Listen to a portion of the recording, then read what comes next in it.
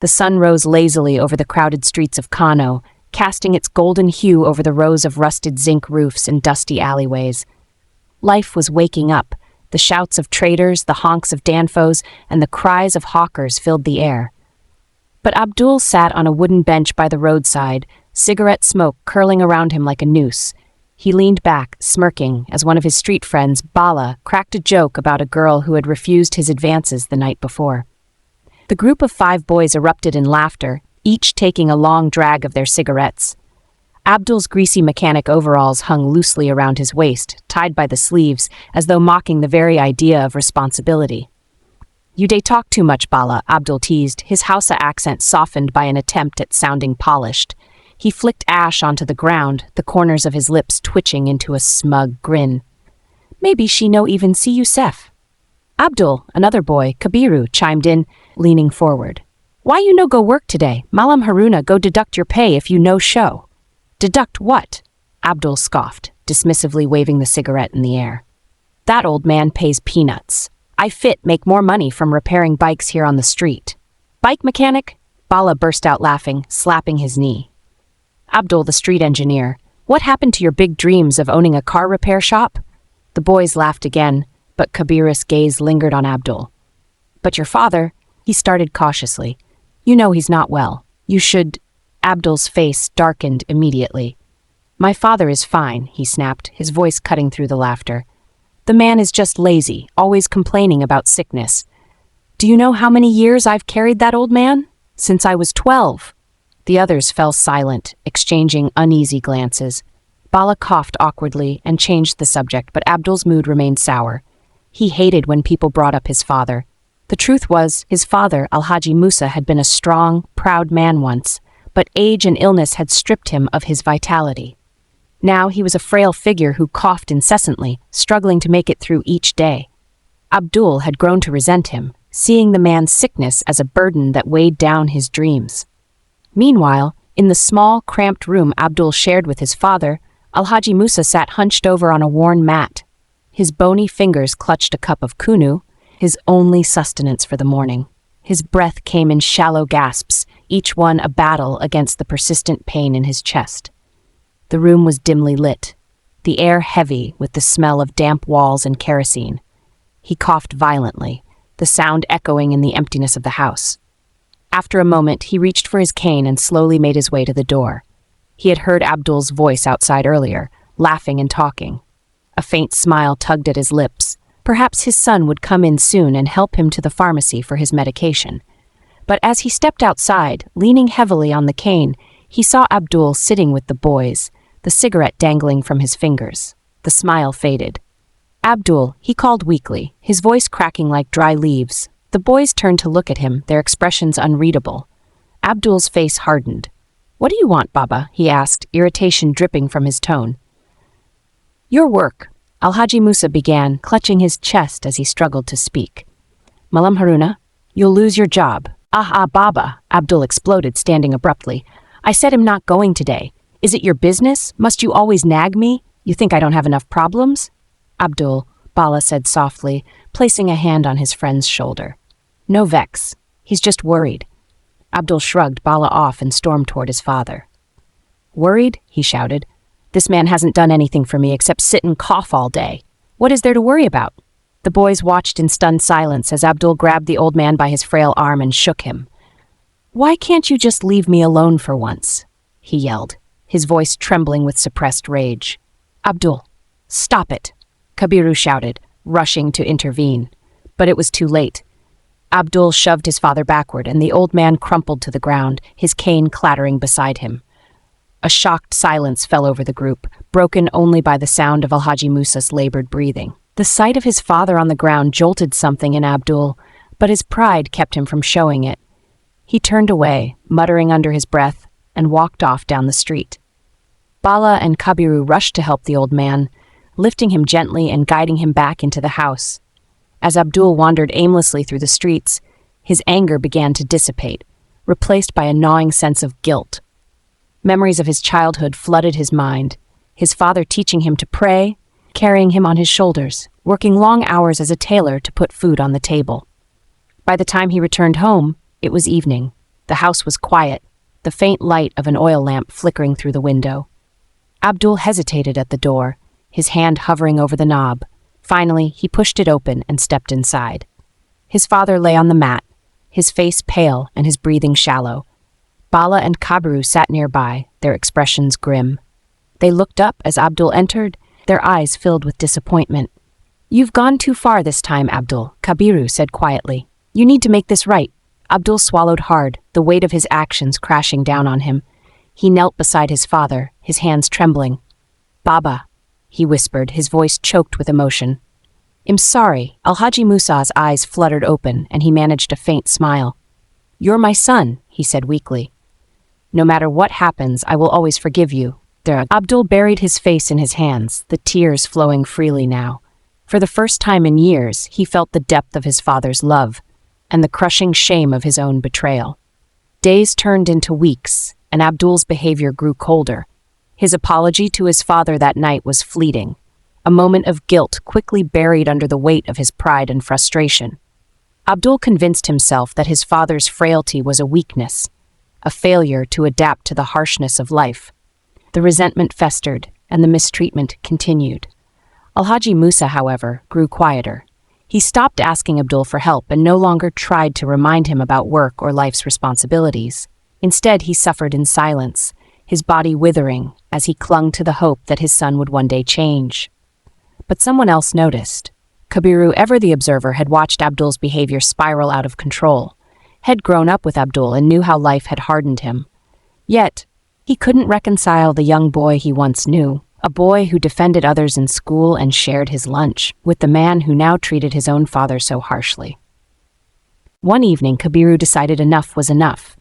He left his small kiosk early and made his way to Abdul's house. The sun was setting, casting long shadows over the dusty streets. When he reached the door, he heard the sound of Alhaji Musa coughing. It was a sound Kabiru had become too familiar with. He knocked softly and entered without waiting for a response. The room was dimly lit, the air heavy with the smell of unwashed clothes and stale food. Alhaji Musa was lying on the mat, his body trembling with each labored breath. "Baba," Kabiru greeted gently, squatting beside him. "How are you feeling today?" Alhaji Musa opened his eyes slowly, a faint smile forming on his cracked lips. "Kabiru, my son," he whispered. "You're here again?" "Yes, Baba," Kabiru replied, setting down a plastic bag. "I brought some food and medicine for you. Have you eaten today?" The old man shook his head weakly. "Abdul didn't cook. He left early this morning and hasn't returned." Kabir's jaw tightened, but he forced a smile. "Don't worry, Baba. He'll take care of it." He stood and moved to the small corner that served as a kitchen. As he prepared a simple meal of rice and stew, he couldn't help but think about Abdul. He had confronted him once about his behavior, but Abdul had brushed him off, claiming that he was doing enough just by letting his father stay in the house. "Enough?" Kabiru muttered under his breath as he stirred the pot.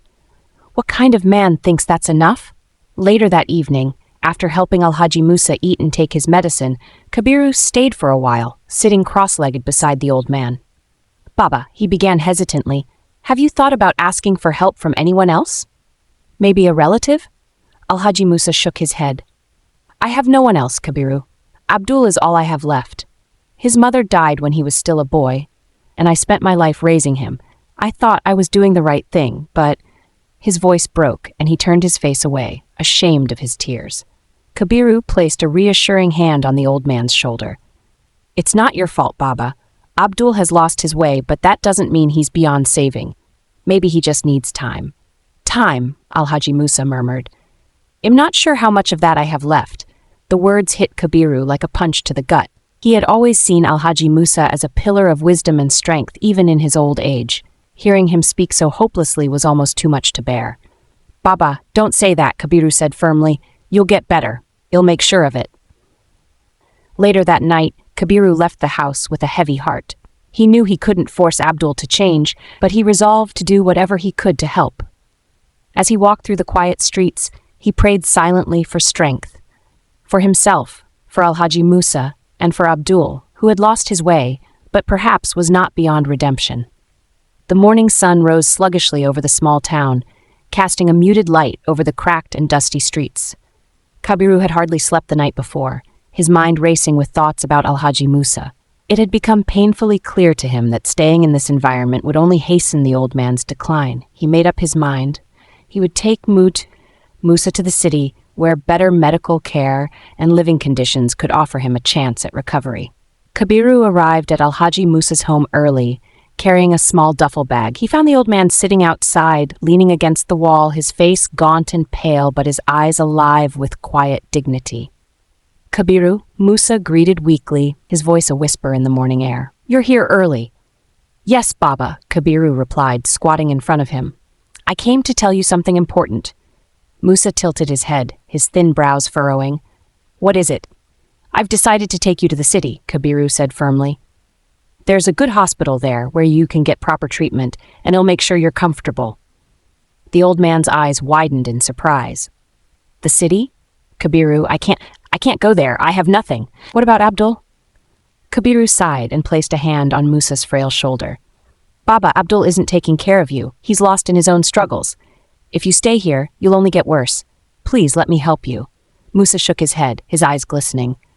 "You've already done so much for me, my son. I can't burden you any further." "You're not a burden, Baba," Kabiru said, his voice firm but kind. "You've been like a father to me. Let me do this for you. If the roles were reversed, wouldn't you do the same?"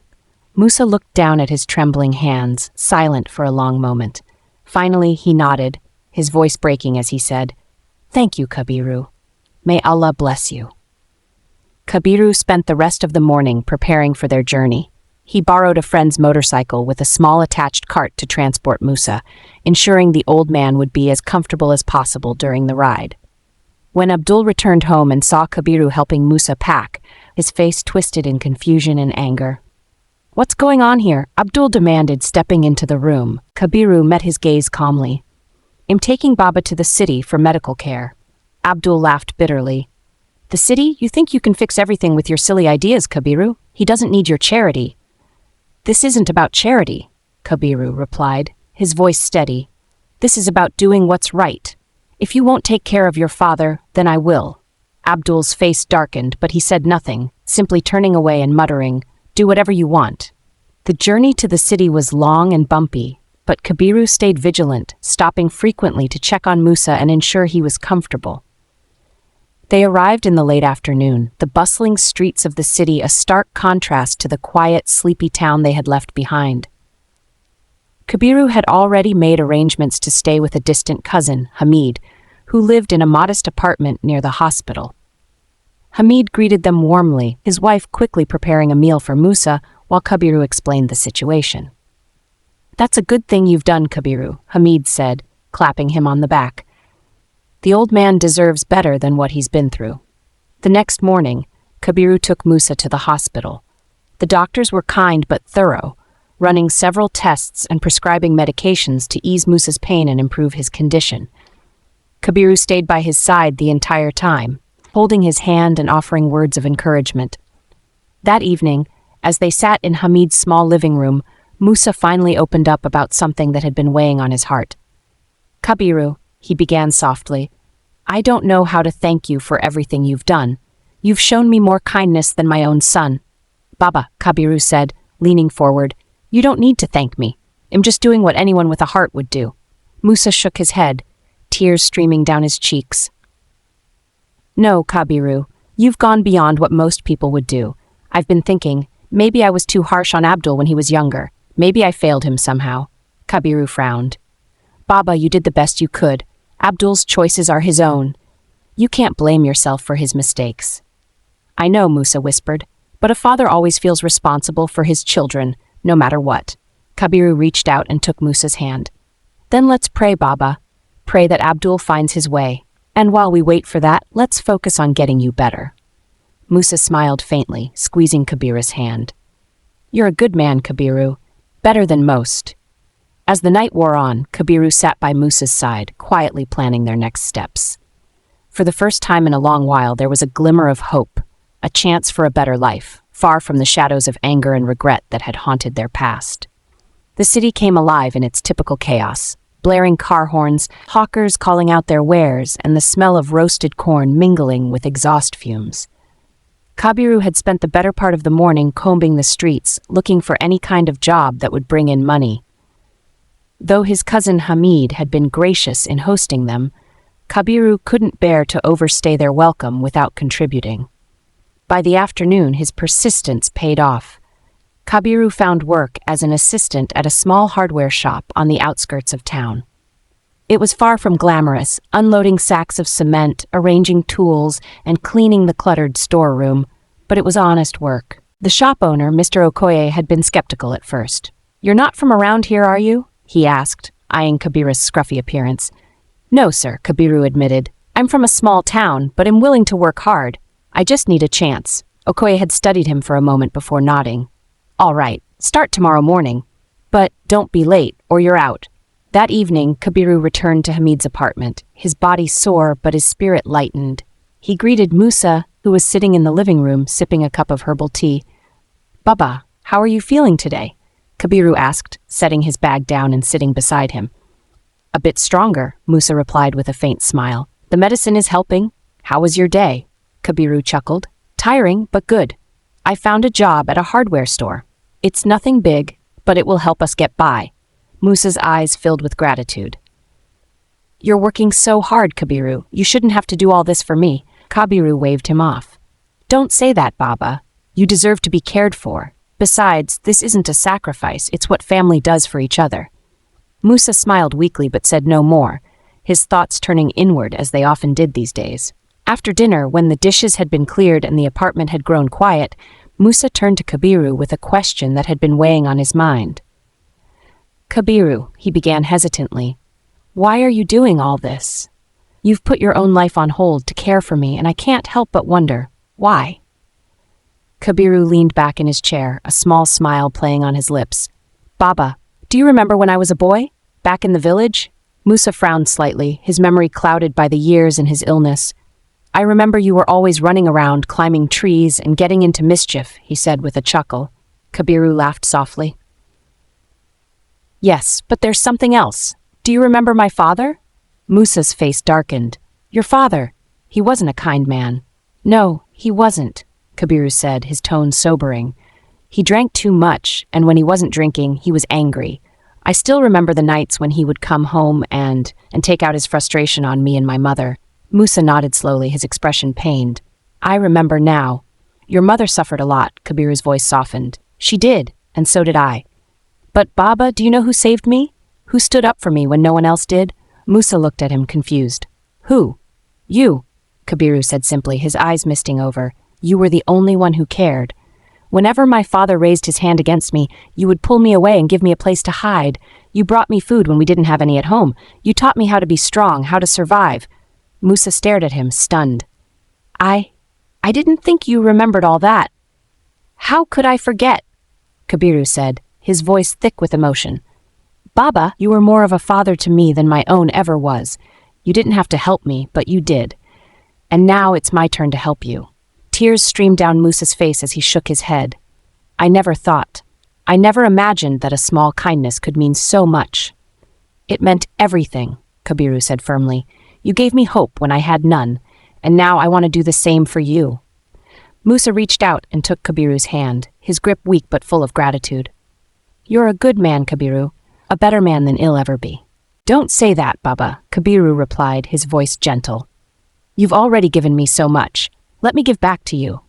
For the first time in years, Musa felt a warmth in his chest that had nothing to do with medicine or food. It was the warmth of love, of knowing that even in the face of hardship and pain, there was still kindness and compassion in the world. As the night deepened, the two men sat together in quiet companionship, their bond stronger than ever, a testament to the power of love, sacrifice, and the enduring strength of the human spirit. The dusty streets of the small town felt emptier than ever to Abdul.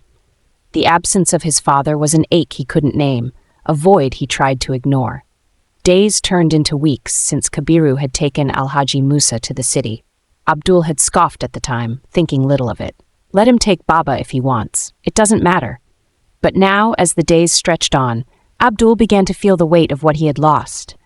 The house, though small and crumbling, had always felt alive with his father's quiet presence. Now it was just walls, silence, and the constant gnawing of regret. One evening, as Abdul sat outside the house on an old wooden stool, a familiar voice broke his thoughts. Abdul called Aminu, one of his childhood friends, as he approached. Aminu, a wiry man with sharp features, looked at Abdul curiously. "You've been looking different lately. What's wrong?" "Nothing," Abdul replied gruffly, taking a drag from the cigarette between his fingers. Aminu squatted beside him, his tone softening. "Is it about your father?" Abdul stiffened, his jaw tightening. "What about him?" "Well," Aminu said carefully, "it's just that. I've noticed you don't seem like yourself since he left. Do you miss him?" Abdul barked a bitter laugh. "Miss him? Aminu, you don't understand. My father, he was weak, always sick, always complaining. What's there to miss?" Aminu studied him for a moment before speaking. "You know, Abdul, people have been talking. They say you were hard on your father. Too hard." Abdul turned to glare at his friend. "Let them talk. They don't know anything." "Maybe they don't," Aminu agreed, his voice calm. "But I do. I've seen how you've been since he left. You're not as loud or confident anymore. You're lonely." The words hit Abdul like a blow. He turned away, blinking rapidly. "I'm not lonely. I'm fine. Besides, Kabiru wanted to play the hero. Let him." Later that night, Abdul lay in his bed, staring at the cracked ceiling. Memories of his father flooded his mind. The way Musa used to call out to him for water in the middle of the night. The gentle way he would pray for him even after Abdul yelled at him. "Abdul, my son, may Allah guide you." The words echoed in his mind, and for the first time, Abdul felt a pang of guilt that he couldn't ignore. He remembered the last argument they had, the harsh words he had thrown at his father. The next morning, Abdul sat outside his house, smoking again when Suleiman, another friend, joined him. Suleiman was the kind of person who spoke plainly, never one to sugarcoat his words. "Abdul," Suleiman began without preamble, "you're wasting away." Abdul frowned. "What are you talking about?" "I'm talking about you sitting here every day, smoking your life away. Ever since your father left, you've been different. Why does everyone keep talking about him?" Abdul snapped, his voice rising. "He's gone, that's it." But Suleiman shook his head. "You're lying to yourself, Abdul. You cared about your father even if you didn't show it. And now that he's gone, you don't know what to do with yourself." Abdul looked away, his hands trembling. He wasn't a good father, Suleiman. He wasn't strong. He let my mother die, and he couldn't even take care of himself." Suleiman's eyes softened. "Is that what you think? Or is that what you told yourself so you wouldn't feel guilty for how you treated him?" Abdul's breath hitched and he dropped his head into his hands. "I don't know," he admitted, his voice cracking. "I don't know anymore. Maybe I was too harsh on him. But I was angry, Suleiman. Angry at everything." "Anger doesn't justify cruelty," Suleiman said gently. "But it's not too late, Abdul. You can still make things right." "How?" Abdul asked, his voice barely a whisper. "He's gone." "You know where Kabiru took him," Suleiman replied. "Go to the city. Apologize. Show him that you care." Abdul spent the rest of the day in a daze, Suleiman's words echoing in his mind. That night, as he lay in bed, he made a decision. He would go to the city. He didn't know if his father would forgive him, but he had to try. For the first time in weeks, Abdul felt a flicker of hope, a chance to mend what he had broken. But he also felt a deep fear. Fear that it might be too late to repair the fragile bond between a father and a son. Kabiru stood in the doorway of his new apartment, his heart swelling with pride. The small but tidy two-bedroom flat was a far cry from the cramped, borrowed space he and Musa had shared in Hamid's house. The walls were freshly painted in a calming cream color, and sunlight filtered through the neatly hung curtains, casting a warm glow on the tiled floor. "Baba," Kabiru called out, smiling as he saw Musa sitting on the couch in the living room, flipping through a magazine. "What do you think of our new home?" Musa looked up, his face breaking into a wide grin. "It's beautiful, Kabiru. Allah has truly blessed us. You've worked so hard for this." Kabiru walked over and sat beside him. "Baba, this is just the beginning. You've done so much for me in the past. This is my way of giving back. Seeing you happy and healthy is all I need." Musa reached out and patted Kabiru's hand. "You've done more than I could have ever asked for, my son. I feel like I've been given a second chance at life." Over the next few weeks, Musa's recovery reached its peak.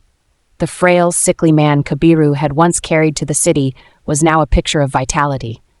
He began waking up early to pray at the nearby mosque, walking there briskly without the cane he had relied on for years. He took joy in tending to the small balcony garden Kabiru had set up for him, growing herbs and flowers that brought life to their little home.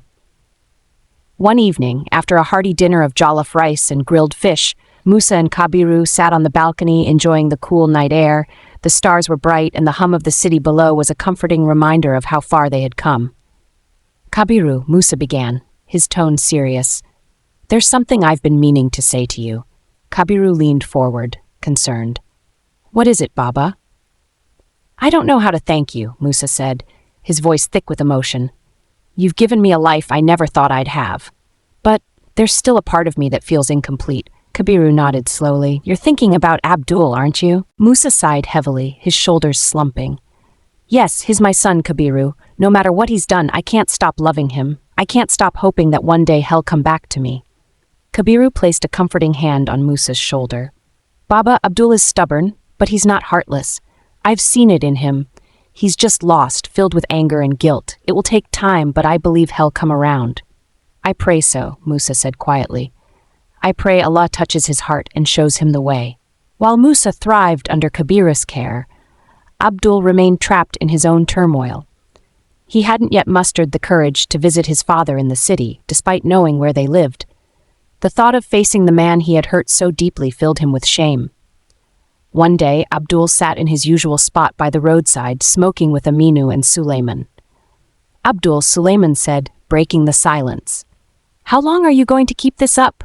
You're here every day, but I know your mind is somewhere else." Abdul scowled. "What are you talking about?" "You know what I'm talking about," Suleiman replied. "Your father. Kabiru told me how well he's doing now. Don't you want to see him?" "I can't," Abdul said, his voice low. "He won't forgive me. I don't deserve his forgiveness." Aminu, who had been quietly listening, finally spoke up. "Abdul, forgiveness isn't something you deserve. It's something you ask for. You're his son. Do you think he doesn't miss you?" Abdul looked away, his throat tightening. "I don't know how to face him, after everything I've done." "You start with one step," Suleiman said firmly. "Go to him. Talk to him. You owe him that much." Meanwhile, Kabiru continued to build a life for himself and Musa. The hardware store job had turned into a managerial position after Mr. Okoye recognized his hard work and dedication. With the steady income, Kabiru was able to ensure Musa had everything he needed: comfortable clothes, good food, and regular medical checkups. One afternoon, Musa surprised Kabiru by cooking his favorite meal, a goosey soup with pounded yam. "Baba, what's this?" Kabiru exclaimed as he entered the kitchen, finding Musa stirring the pot with a proud smile on his face. "I wanted to do something for you, my son," Musa said. "You've been taking care of me for so long. It's my turn to take care of you." Kabiru chuckled, his chest swelling with affection. "Baba, you don't have to do this. Just having you here, healthy and happy, is more than enough." As they sat down to eat, Musa looked at Kabiru with a thoughtful expression. "Kabiru, do you ever feel like you've done too much for me? Like I've taken away your chance to live your own life?" Kabiru paused, setting down his spoon. "Baba, my life has meaning because of you. If I didn't have you to care for, I don't know what I'd be doing right now. You've given me purpose." Tears welled up in Musa's eyes as he reached across the table to take Kabiru's hand. "You're the son I never knew I needed, Kabiru. I only pray that one day, Abdul will find his way back to us." Kabiru squeezed his hand, his voice filled with quiet determination. "Inshallah, Baba. Well, keep praying and we'll be ready when he does." As the night deepened, Musa and Kabiru sat together, the bond between them stronger than ever. Though Abdul's absence lingered like a shadow, the light of hope shone brightly in their hearts, illuminating the path forward. Abdul sat on the edge of his thin mattress, his cigarette smoldering in the ashtray beside him. The dim light of his small room barely illuminated the anger brewing in his chest. The thoughts of his father, of Kabiru's supposed heroics, wouldn't leave his mind. For weeks, a quiet voice had nagged at him, urging him to reach out to his father.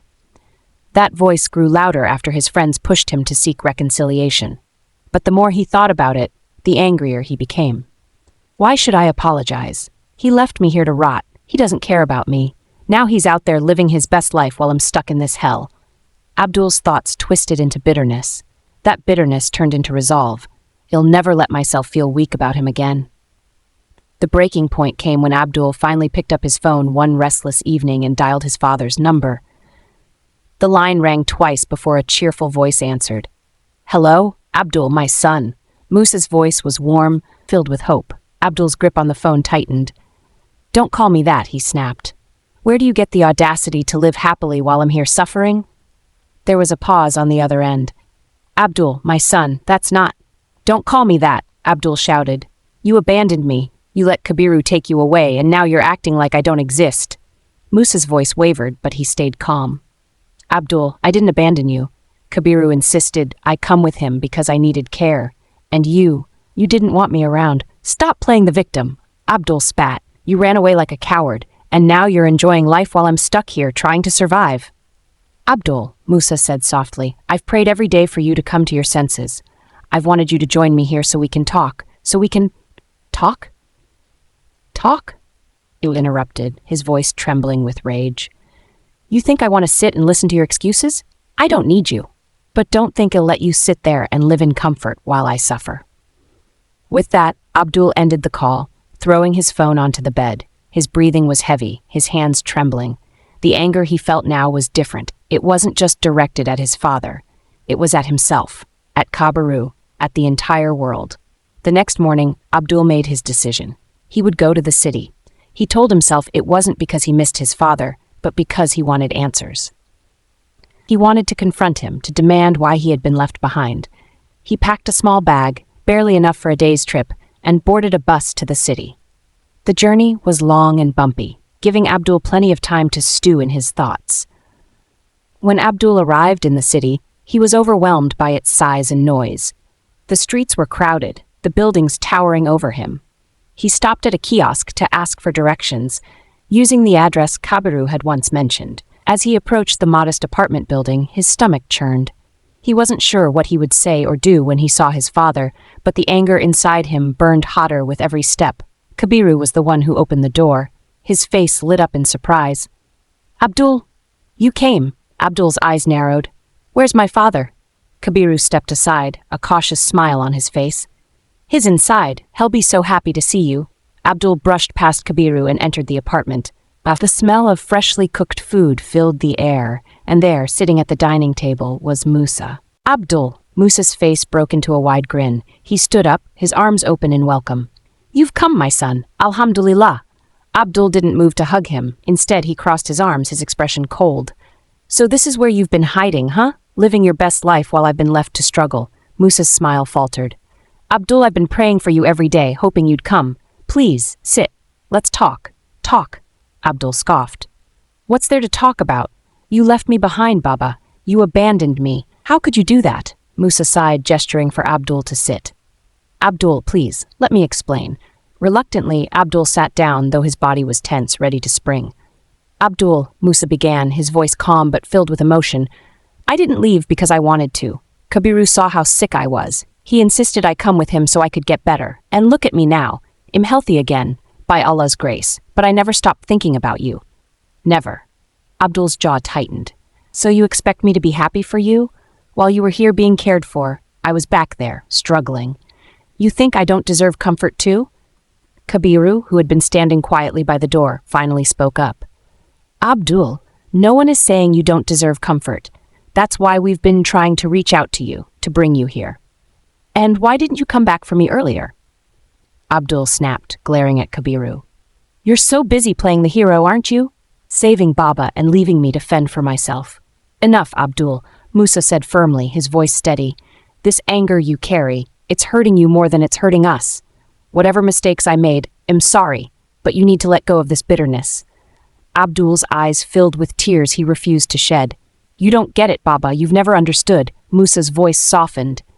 "Then help me understand, my son. Tell me what's in your heart." For the first time, Abdul hesitated. The storm inside him churned, but there was a part of him, a small, fragile part, that wanted to let it out. But he wasn't ready. "I just came to see for myself," he said stiffly, rising to his feet. "Now I know where you stand."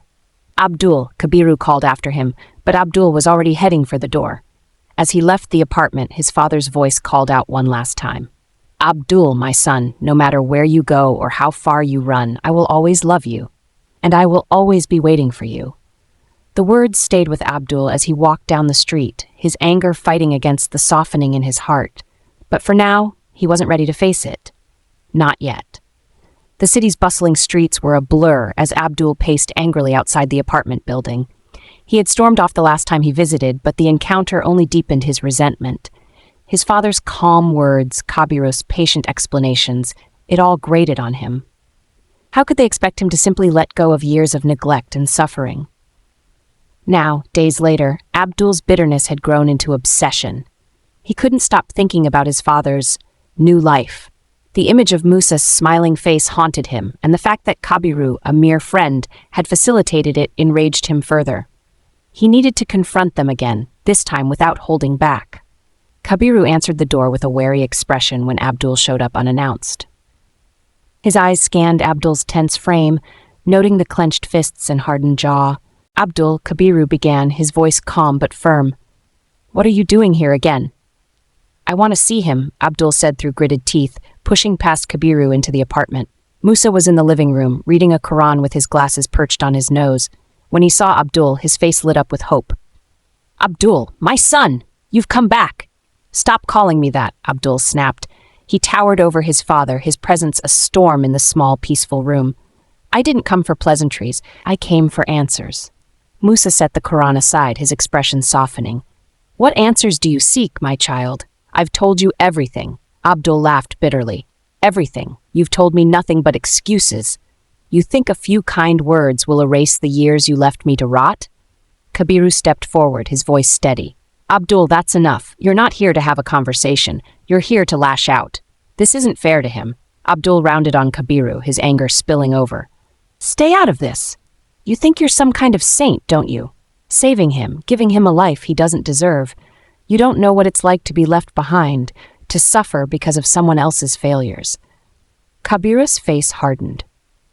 "You think I don't know suffering?" "Abdul, I grew up in the same village as you. I saw my fair share of pain, but I chose not to let it consume me. And I won't stand by while you take out your frustrations on a man who's done nothing but pray for you every day." Musa's voice trembled as he spoke. "Abdul, I never wanted to leave you behind. Kabiru saved my life, and I've always wished you could see that." Abdul's anger boiled over. He pointed a finger at his father, his voice shaking. "You don't get to play the victim, Baba. You abandoned me. You let me suffer while you found comfort here." The room fell silent, the weight of Abdul's words hanging in the air. Musa's eyes filled with tears, but he didn't speak. It was Kabiru who broke the silence. "You're angry, Abdul," Kabiru said, his voice firm. "But you're angry at the wrong person. Your father is not your enemy. Life dealt you both hard hands, and instead of coming together, you chose to let your anger divide you." Abdul scoffed, turning away. "You don't understand. None of you do." "Then make us understand," Kabiru challenged, stepping closer. "Or is it easier to blame everyone else for your pain?" Abdul didn't respond. He turned on his heel and stormed out of the apartment, slamming the door behind him. As he boarded the bus back to the village, Abdul's thoughts were a whirlwind. The confrontation replayed in his mind, each word stoking the fire of his anger. He felt trapped, torn between his hatred and the faint, unwelcome stirrings of regret. The bus ride was long, the road winding through desolate stretches of highway. Abdul stared out the window, his jaw tight. He didn't notice the driver's increasingly erratic behavior, the way the bus swerved dangerously close to the edge of the road. Then it happened. A sudden screech of brakes, a violent swerve, and the bus careened off the road. Abdul's world turned upside down as the vehicle tumbled down a steep embankment, metal crunching and glass shattering. When Abdul regained consciousness, he was lying in a hospital bed. Pain coursed through his body and his legs felt wrong. He tried to move them, but they were unresponsive. Panic set in as he looked down and saw the bandages, the empty space where sensation should have been. A doctor entered the room, his expression grave. "Abdul, you've been in a serious accident. We did everything we could, but your legs, you won't be able to walk again." Abdul's breath caught in his throat. The words didn't seem real. He wanted to scream, to lash out, but all he could do was lie there, helpless. Days passed, each one a blur of pain and despair. Abdul was transferred back to the village, where he was placed in the care of a small clinic. His friends visited occasionally, but their pity only deepened his bitterness. One day, as Abdul lay staring at the ceiling, he received a visitor he didn't expect, Kabiru. Kabiru entered the room quietly, his expression unreadable. He pulled up a chair beside Abdul's bed and sat down. "I heard about the accident," Kabiru said after a long pause. "I'm sorry, Abdul." Abdul turned his head away, his voice bitter. "What do you want? To gloat? To tell me I deserve this?" "No," Kabiru said simply. "I came because I care about you, and because your father asked me to." At the mention of Musa, Abdul's throat tightened. "He doesn't care about me. He's happy without me." Kabiru leaned forward, his voice soft but firm. "You're wrong. He loves you more than anything. He's been praying for your recovery every day. He even wanted to come see you himself, but he was afraid you'd turn him away." Tears welled in Abdul's eyes, but he refused to let them fall. "Why would he care? After everything I said, everything I did." "Because he's your father," Kabiru said, "and because love doesn't stop, even when it's not returned." Abdul didn't. He couldn't. The weight of his actions, his words, pressed down on him like a heavy burden. For the first time, he felt the faint stirrings of something he hadn't allowed himself to feel in years. Guilt. The air in the small village clinic was heavy with the scent of antiseptic and a faint trace of damp earth. Abdul lay in his bed staring blankly at the ceiling, his mind replaying every harsh word, every cruel act, and every missed opportunity to reconcile with his father. His legs, now lifeless, felt like the weight of his guilt made manifest.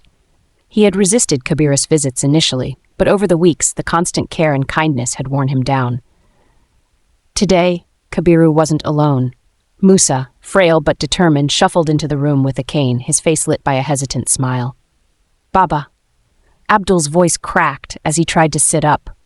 Shame rooted him in place, but Kabiru gently propped him up with a pillow. Musa approached the bed slowly, his eyes scanning Abdul's gaunt face. "My son," he said softly, "it's been too long." Abdul couldn't meet his father's gaze. "Why did you come? After everything I said? After what I did?" Musa lowered himself into the chair beside the bed. "Because I'm your father. No matter what has happened, no matter what you've done, I'll always be here for you." Abdul's throat tightened. "I don't deserve it," he murmured, his voice barely audible. "I've been horrible to you. I blamed you for things that weren't your fault. I hurt you. I hurt myself." Musa reached out and took Abdul's hand in his own. His grip was weak, but steady. "We all make mistakes, Abdul. What matters is what we do after. You're still my son, and I will always love you." Kabiru cleared his throat, breaking the heavy silence. "It's not about what you deserve, Abdul. It's about what you choose to do now. Your father forgave you long before you asked for it. It's time you forgave yourself and start anew." Abdul looked at Kabiru, his eyes brimming with tears. "Why do you care so much? You've done more for me than I ever did for anyone." "I don't understand." Kabiru smiled faintly, his eyes warm. "Because I've seen you at your worst, but I also know you're capable of so much more. And because your father, he's always believed in you, even when you didn't believe in yourself." Musa nodded. "Do you remember when you were little, Abdul? You used to tell me you wanted to build houses for people, to make sure no one had to live the way we did." Abdul's lips trembled as memories flooded back. "I used to believe I could do anything. But then Mama died, and everything fell apart. I lost myself." Musa squeezed his hand gently. "You can find yourself again, my son. It's not too late. I believe in you." Over the next few months, Musa and Kabiru worked tirelessly to help Abdul adjust to his new reality. Kabiru arranged for a wheelchair and helped Abdul navigate life with limited mobility. Musa, though still recovering, cooked meals and spent hours talking with his son, sharing stories of the past and plans for the future. One evening, after dinner, Abdul sat outside in his wheelchair, watching the sun dip below the horizon. Kabiru joined him, carrying 2 steaming cups of tea. "You've come a long way, Abdul," Kabiru said, handing him a cup. Abdul stared into the tea, his reflection rippling in the amber liquid. "I still feel like I haven't done enough. I wasted so much time being angry." Kabiru chuckled softly. "Regret is a heavy thing to carry, but if you let it, it can teach you. What matters is what you do with the time you have now." Abdul nodded slowly. "I want to make things right. I want to be better, for Baba, for myself." Inside, Musa sat in the living room, humming softly as he worked on a small wooden carving. Abdul rolled in, his expression solemn but determined. "Baba," he began, his voice steady despite the emotion behind it. "I want to say something." Musa looked up, his eyes warm and patient. "I'm listening." Abdul took a deep breath. "I'm sorry for everything. For blaming you, for hurting you, for not being the son you deserved." Musa's eyes filled with tears as he set the carving aside. "Abdul, you've always been my son, and no apology can change the love I have for you. But hearing this, it means everything." They sat together in silence, the weight of the past lifting as forgiveness filled the room.